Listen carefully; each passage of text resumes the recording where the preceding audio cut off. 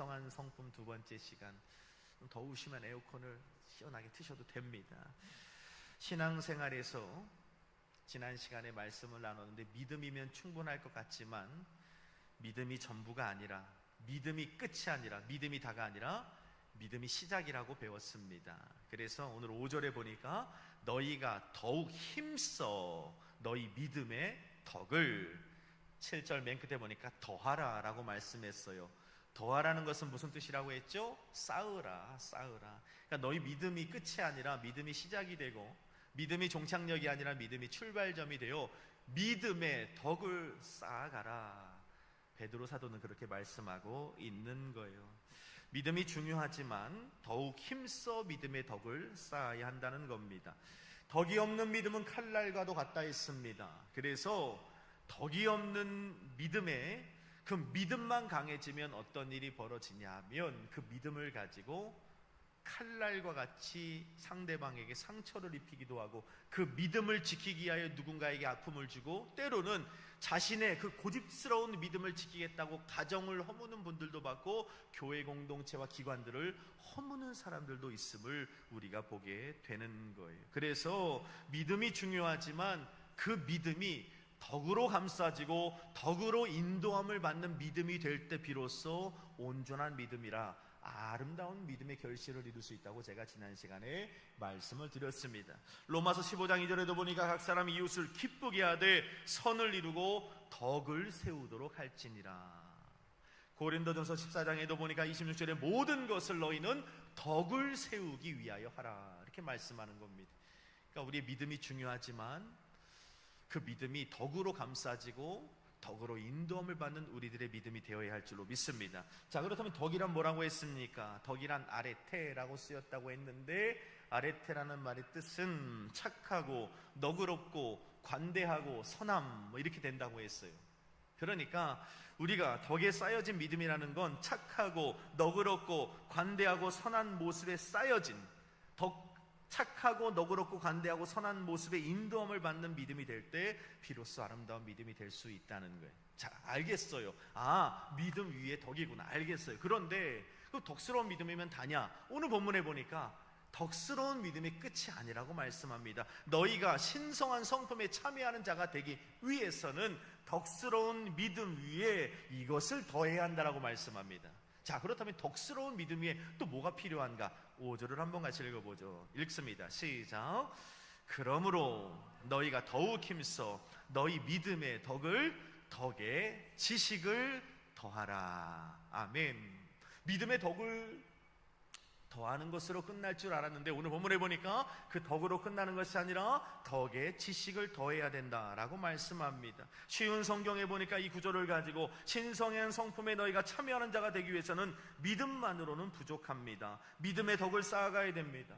덕만으로는 부족합니다. 하나님을 더욱 깊이 알고 하나님께서 우리들에게 무엇을 원하시는지를 더욱 알아가는 지식이 필요합니다 라고 번역이 되어 있더라고요. 우리가 덮어두고 믿는 신앙은 위험합니다. 덮어두고 믿는 신앙은 옳지 않습니다. 분명히 오늘 성경에 보니까 믿음 위에 덕을 쌓고 그 덕 위에 하나님을 아는, 그리스도 예수를 아는 지식이 쌓여져야 한다라고 성경은 분명히 말씀하고 있는 거예요. 재미있는 예화가 있어요. 한 목사님이 교회에 나오는 교회학교 아이에게 이런 질문을 합니다. 얘야, 여리고성 누가 무너뜨렸을까? 라고 묻습니다. 그랬더니 그 목사님의 질문을 들은 아이가 얼굴이 빨개지면서 대답하기를, 목사님, 제가 안 그랬는데요 라고 그러더랍니다. 얼마나 목사님이 놀랐는지 몰라요. 제가 안 그랬는데요. 그래서 이 아이를 담당하는 선생님을 찾아가 묻습니다. 아이 선생님, 제가 아이에게 물었어요. 여리고성을 누가 무너뜨렸니? 그랬더니 제가 안 그랬습니다 하고 울먹이며 가는데, 선생님, 이게 어찌 된 것입니까? 라고 묻습니다. 그랬더니 그 선생님이 대답을 하더랍니다. 아이고 목사님, 그러셨군요. 죄송합니다. 조금만 저에게 시간을 주시면 누가 그랬는지 제가 찾아오겠습니다 라고 선생님이 말하더라는 겁니다. 그러니까 목사님이 더 당황스러운 거예요. 아니, 애한테 물었더니 제가 여리고성 안 무너뜨렸습니다 하고 울먹이더니 이번에 선생님께 물었더니 조금만 시간 주시면 제가 그 범인을 찾아오겠다고 하니 이 어찌할까? 이번에는 부장교사를 찾아갑니다. 아니, 부장선생님, 여리고성을 누가 무너뜨렸냐고 애한테 물었더니 애는 울먹이면서 자기가 안 그랬다 그러고, 선생님한테 물어봤더니 시간을 조금 주시면 범인을 잡아오겠다고 말하니 이 우리 교회 학교가 어떻게 된 겁니까? 부장선생님 어떻게 생각하십니까? 라고 물었더니 이 부장선생님이 대답하더랍니다. 목사님 너무 죄송합니다. 제 불찰입니다. 그런데 들어보니까 그 여리고성을 아이도 안 무너뜨렸다고 하고 선생님도 자기도 모르겠다고 하니 아마 우리 교회 성도들 중에 무너뜨린 사람은 없는 듯합니다. 제가 아마 더 찾아보고 우리 가운데 범인이 없는 듯하니 이번만 교회에서 처리를 해주시면 다음부터는 그 여리고성을 무너뜨리는 일이 없도록 제가 철저히 조심시키도록 하겠습니다 라고 대답을 하더랍니다. 얼마나 무섭는지 모릅니다.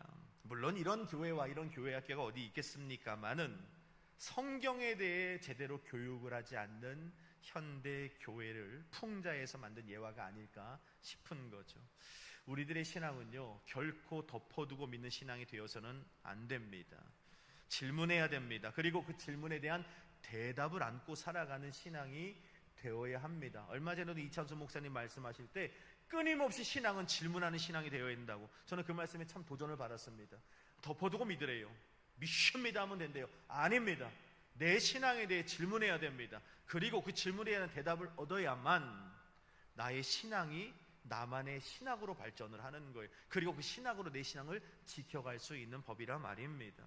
이전에 제가 제주도에 갔을 때 충격적인 한 이야기를 들었는데, 다는 아닐 겁니다. 제주도의 한 교회를 섬기는 신앙인들인데 교회를 다님에도 불구하고, 집사님들임에도 불구하고 사면이 바다잖아요. 그리고 대부분의 그 성도님들의 남편, 바깥 분들이 뱃일을 하시는 분들이다 보니 태풍이 오거나 바람이 불거나 풍랑이 불면 이분들이 교회에 나와서 예배드리는 집사님들임에도 불구하고 또 일을 하는 게 하나가 있대요. 그게 뭐냐면 용왕님에게 제를 드린대요. 아니 어떻게 그릴 수 있어요? 더 마음이 아팠던 건 이 목사님이 서울 도시 목회를 하다가 제주도에 가서 목회를 하신 분 얼마 안 된 분인데 대답하시기를 교회도 어쩔 수 없이 묵인할 수밖에 없는 부분들이 있대요. 너무 마음이 아팠어요. 왜냐하면 제1계명에 너는 나 외에 다른 신을 내게 두지 말지니라. 하나님이 이스라엘 백성들을 애굽 땅에서 건져내어 약속의 땅에 넣으시기 전에, 저 약속의 땅에 들어가면 너희가 가장 처음으로 지켜야 될 나와의 언약이 있어. 그게 뭡니까? 나 외에 다른 신을 너에게 두어선 안 되었거든요. 우리도 동일합니다. 하나님 우상숭배를 너무 싫어하시거든요. 그런데 교회 나오는 집사님들이 그 제주도만의 풍습이 있기 때문에 비바람이 몰아치면 용왕님에게 제를 드린대. 그래서 물어봤어요. 용왕님이 도대체 누군데요? 라고 물어봤더니 바다신이래요. 용왕님이 바다, 그것뿐입니까? 하나님이 누군데? 라고 물어보면 전 대답을 할 수가 있을 거예요. 우리 성도님 대답할 수 있잖아요. 우리 아버지 되신 하나님에 대해서. 용왕님이 누구냐니까 바다신이랍니다. 그래서 제가 용왕님이 누군지 한번 찾아봤어요. 사전에 찾아보니까 이렇게 나왔더라고요. 용왕이란 사전적 의미로 바다를 다스리며 호풍 환우를 관장한다는 신적인 존재를 용왕이라 한다라고 되어 있더라고요. 좀 어렵습니다. 그 용왕님에게 지극정성을 보이고 그 용왕님에게 열심으로 섬기면, 제를 올려드리면 그 용왕님이 감동해서 바다의 바람을 막아주고 파도를 막아주고 만선으로 돌아오게 해주는 은혜를 준다는 거예요. 한마디로 무슨 말이냐 하면 파도 안 치고 바람 안 불고 만선에서 돌아오게 해주면 그 신이 최고의 신이라는 거예요. 이게 미신입니다. 이게 미신이란 말이에요. 미신은요, 열심으로 믿으면 됩니다. 미신은 지극정성으로 믿으면 됩니다. 미신은요, 최선을 다해서 믿으면 그 신이 감동해서 뭔가를 준다고 생각하는 게 미신입니다. 잡신입니다. 근데 하나님은 성경에 분명히 말씀하지 않아요. 여러분, 기독교는요, 열심의 종교가 아닙니다. 최선을 다하는 종교가 아닙니다. 성경에서 분명히 말씀합니다. 우리들이 믿는 하나님은 열심이나 정성으로 믿는 하나님이 아니라, 성경에 뭐라고 말씀하냐, 하나님을 아는 지식을 바탕으로 믿어라 라고 분명히 말씀하고 있습니다. 그래서 로마 교회를 향해서 로마서 12장 1절 말씀에 보면, 10장 2절 말씀에 보면 사도 바울이 이렇게 말합니다. 내가 증언하노니 그들이 하나님께 대한 열심이 있으나 올바른 지식을 따른 것이 아니니라, 이렇게 말씀합니다. 하나님에 대한 막 열심은 있는데 지식이 없이 하나님에 대한 열심만 있는 거예요. 바울이 지적을 하는 겁니다. 너희들이 하나님에 대한 열심은 있으나 올바른 지식을 따른 것은 아니다. 지식에 근거하지 않은 열심은 올바른 믿음이 아니라 말씀입니다. 하나님에 대한 지식이 없이 하나님에 대하여 열심만 있는 것은 잘못된 신앙이라고 지적을 하고 있는 거예요. 그래서 세게 믿는 것보다 중요한 것이 올바로 믿는 게 중요합니다. 세게 기도하는 것보다 중요한 것은 올바른 지식을 가지고 하나님의 뜻이 무엇인지를 아는, 하나님의 마음을 아는, 하나님의 섭리를 아는 가운데 기도하는 것이 중요하단 말입니다. 그래서 요한일서 5장 14절 말씀에 보면 우리가 잘 아는 말씀이죠. 그를 향하여 우리가 다진 바 담대함은 이것이니, 우리가 가진 담대함은 이것인데 무엇인가? 그의 뜻대로 무엇을 구하면 들으심이라. 그러니까 우리가 가진 오늘 이 밤에도 담대함이 있잖아요. 하나님이 들으실 거야. 근데 그게 다가 아니란 말이에요. 여기 분명히 말하잖아요. 그의 뜻대로 무엇을 구해야 들으심이라. 기도 중에 무조건 덮어두고 예수의 이름으로 될 것입니다, 할렐루야 막 이렇게 기도하는, 그게 다가 아니란 말입니다. 열심히 기도한다고 들으시는 것이 아니라 분명히 성경은 말해요. 그의 뜻을 알고 그의 뜻대로 무엇을 구하여야 들으심이라. 세게 기도하는 게 중요한 것이 아니라, 열심히 기도하는 게 중요한 것이 아니라, 하나님 아버지의 뜻이 무엇인지, 우리를 향한 주님의 뜻이 무엇인지를 알고 분별한 바탕 가운데 기도하는 것이 중요하다고 요한 1서는 분명히 우리에게 말씀하고 있는 겁니다. 월요일에 중간고사를 앞둔 학생들이 있습니다. 이 학생들이 주일날 올 거예요. 교회 나와서 열심히 예배를 드리고 반주도 하고 봉사도 하고 교사 헌신도 하고 그랬단 말입니다. 그리고 기도하는 거예요. 예배 끝나고, 저녁 예배 끝나고 돌아갈 때, 하나님, 제가 주일날 교회 와서 열심히 봉사도 하고 반주도 하고 교사 헌신도 하고 충성을 다했으니 내일 시험 볼 때 우수한 성적이 나오게 주시옵소서 하면 우수한 성적이 나올까요? 안 나올까요? 안 나오잖아요. 우린 알잖아요. 하나님의 성품에 맞지 않아요. 하나님의 성품에 맞지 않아요. 주일날 나와서 예배 잘 드리고 반주하고 교사 헌신했다고 내 삶 가운데, 아이들 학생 가운데 공부 한마디 하지 않고 우수한 성적을 기대한다는 것은 성경에 하나님의 이치에 맞지 않단 말입니다. 그래서 우린 그렇게 구하지 않잖아요. 그렇게 구하십니까? 잘못된 신앙이라고요.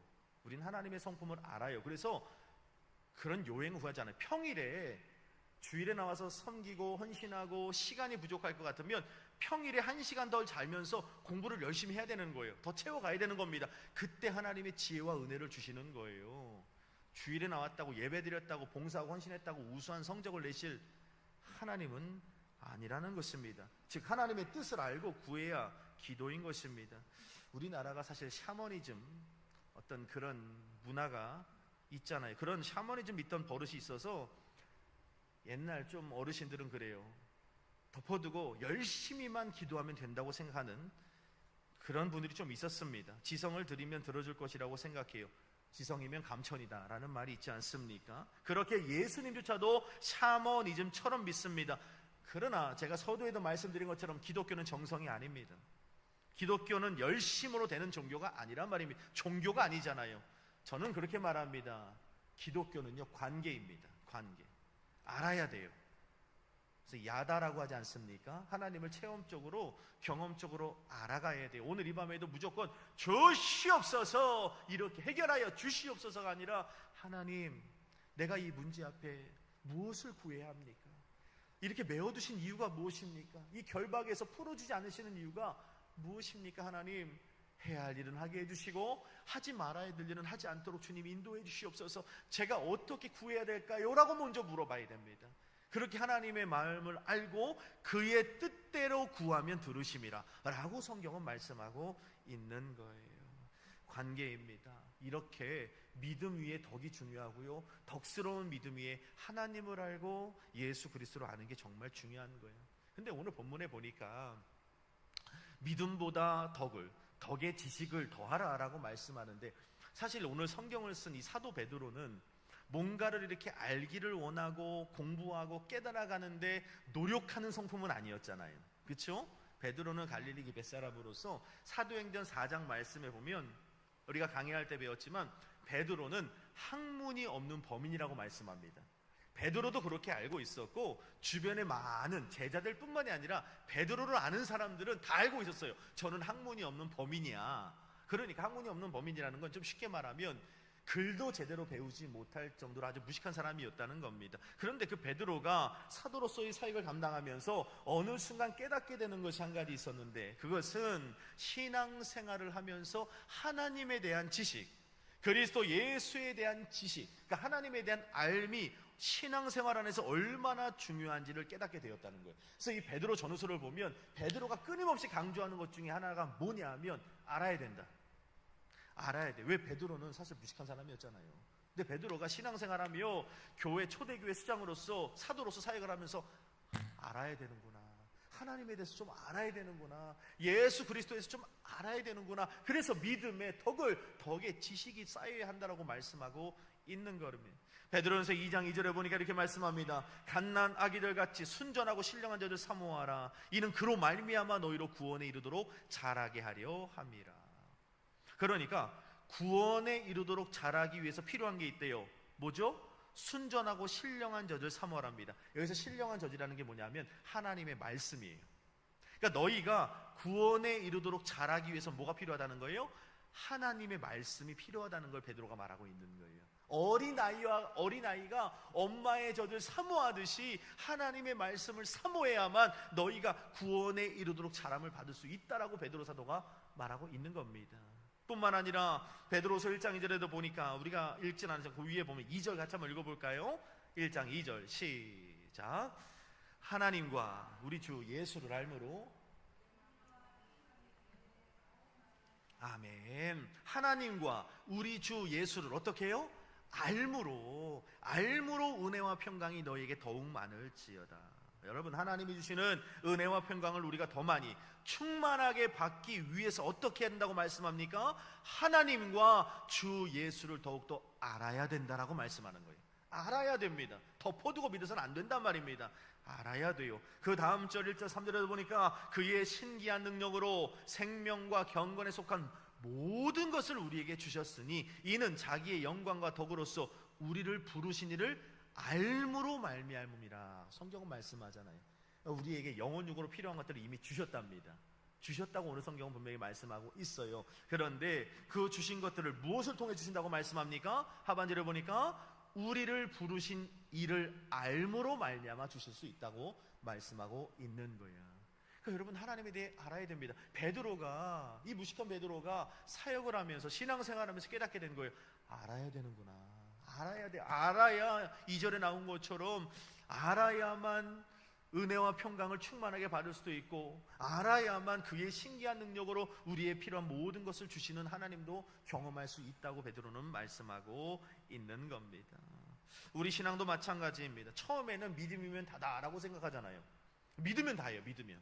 그런데 신앙생활을 하면서 믿음만으로는 충분하지 않구나. 믿음이 덕으로 감싸지고 덕으로 인도함을 받을 때 아름다운 믿음이 되는구나라고 배우는 거예요. 그 다음에 덕에 쌓인 믿음이라고 다 되는 것이 아니구나. 그 위에 하나님을 알고 예수 그리스도를 아는 지식이 또 더해져야 되는구나 라는 것을 우리가 알게 되는 것입니다. 그렇게 우리가 알아갈 때 주의 인도하심을 따라 바른 믿음의 길을 걸어갈 수 있다는 거예요. 자, 그렇다면 여기서 말하는 지식이 뭘까요? 믿음의 덕의 지식을 이라고 하는데, 지식이 뭘까요? 지식이라는 말은 원어로 그노시스라고 쓰였는데, 말 그대로 3절에 나온 것처럼, 2절에 나온 것처럼 하나님을 알고 그리스도 예수를 암이라고 되어 있더라고요. 그러니까 우리가 믿음과 덕이 중요하지만 하나님과 그리스도를 아는 지식이 우위에 있다는 걸 잊지 말아야 됩니다. 우리가 신앙생활하며 예배 나오고 믿음 생활하는 것도 정말 구제하고 선교하고 전도하고 다 중요한데, 믿음과 덕 위에 하나님과 그리스도 예수를 알아가기 위하여 공부하고 연구하고 말씀을 묵상하고 읽고 하는 일들도 굉장히 중요하다는 걸 우리가 잊지 말아야 됩니다. 정말 중요해요. 요한복음 6장에 보면, 요한복음 6장에 어떤 사건이 나오죠? 제가 한 100번은 설교한 것 같은데 요한복음 6장에 오병이어의 기적이 나와요. 그런 충격적인 건 오병이어의 기적을 경험했던 그 수많은 인파 중에 요한복음 6장 66절에 보니까 예수를 따르던 그 수많은 무리가 예수를 떠나고, 이렇게 표현합니다. 다시는 그와 함께 다니지 아니하니라, 이렇게 말해요.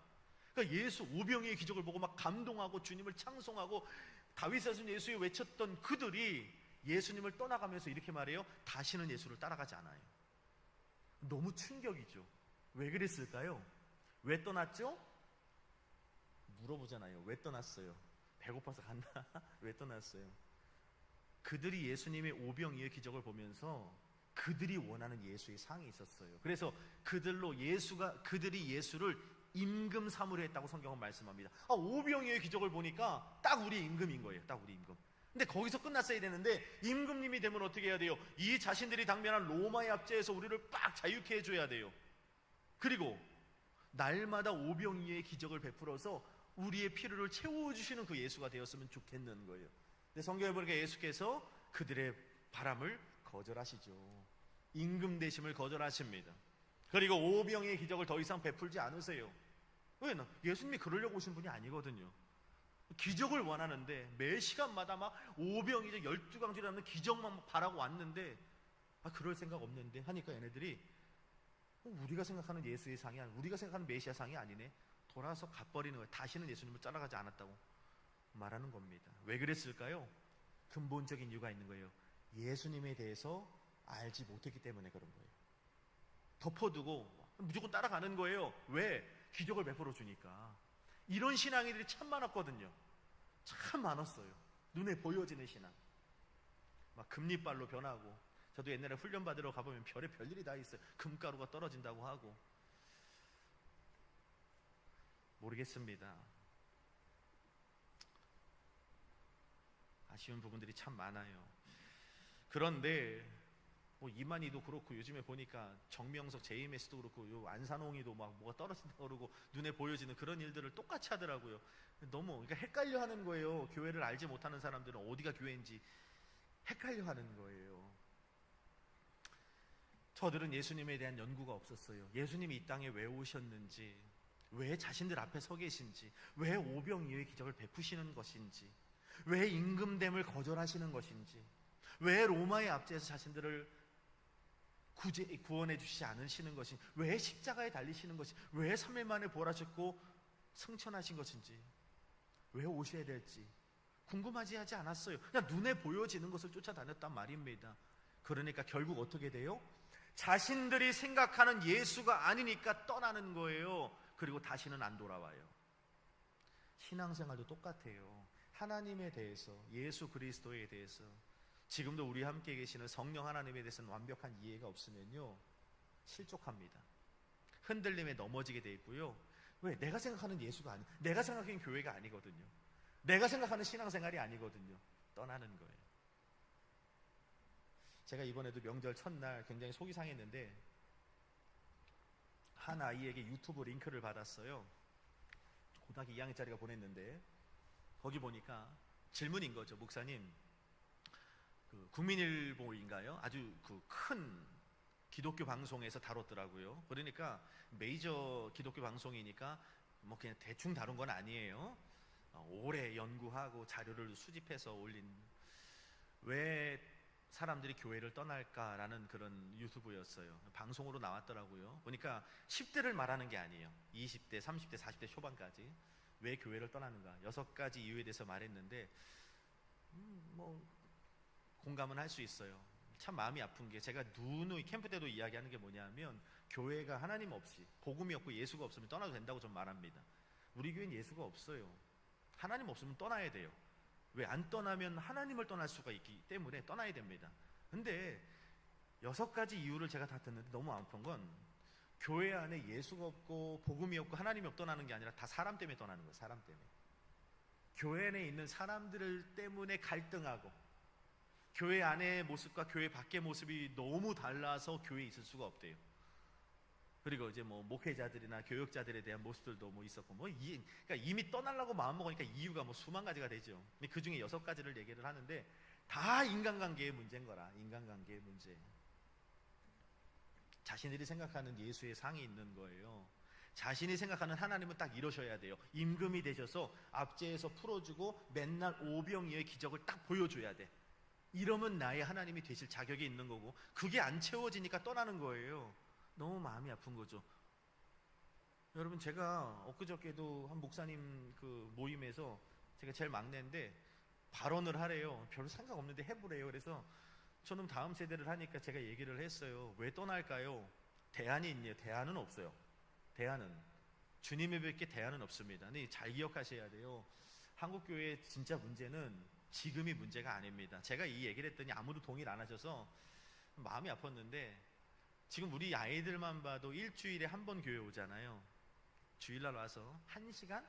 2시간도 채 예배 드리지 않고 돌아갑니다. 이 신앙을 부모님들과 선생님들이 드려주는 예배에서 꼴을 먹고 자란 이 신앙들이 앞으로 20대, 30대를 다 말하는 겁니다. 10년 후면 교회의 중축이 그 사람들이 돼 있을 거예요. 20년 후면 그 친구들이 교회의 장로, 권사가 되어 있을 겁니다. 일주일에 딱 한 번 와서 1시간 교회에 딸랑 앉아서 졸다 가는 그 아이들, 대다수의 아이들이 교회의 중심이 되어 있을 시대가 10년, 길어야 20년입니다. 거기에 대한 대책이 교회에 있냐는 거예요. 아무도 없어요. 지금이에요. 무조건 지금. 그리고 말은 이렇게 하시더라고요. 하나님에겐 방법이 있을까? 물론 있으십니다. 물론. 근데 이 모양대로 어떤 변화를 주지 않고 다음에 대한 고찰이 없이 그냥 지금 하다 가다 보면요, 10년 후 안에는, 한국교회 안에는 엄청난 변화가 일어날 겁니다. 진짜 엄청난 변화가 일어날 겁니다. 깨어서 교회가 완전 뒤집어지지 않고서는 엄청난 변화가 올 텐데, 그 변화에 대한 준비도 하나도 없어요. 있어야 돼요. 물론 준비하고 정말 철저히 회개하고 돌이키고자 몸부림치는 교회들이 있기는 합니다. 근데 온 교회가 다 그렇게 되어야만 합니다.